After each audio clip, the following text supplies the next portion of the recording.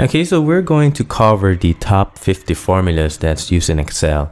And here are some points that could help you on making the most of the lessons regarding our Excel formulas. So first and foremost, there's no need to memorize these formulas. This is a good thing because the essence of these formulas is you just need to understand what are they used for. Okay, because if you go for the goal of just understanding these ones, there's no need to memorize them. You can just type in Excel. You can see in the demos later, if you need to use a specific formula, it will tell you on what do you need to pass the values for that specific formula. So it's like there's always a cheat sheet in Excel. If you type it in, it will just show you the usage or how can you utilize this formula.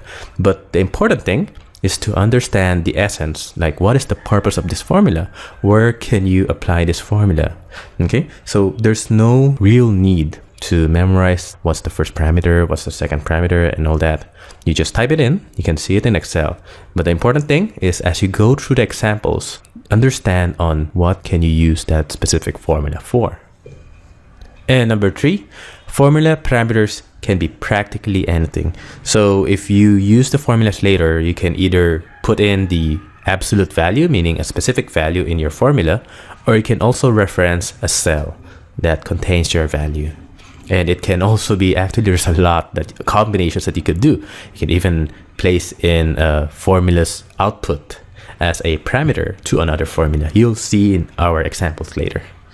And regarding the Excel version, Excel 2010, 2013, 2016, anything of the versions in Excel would work fine.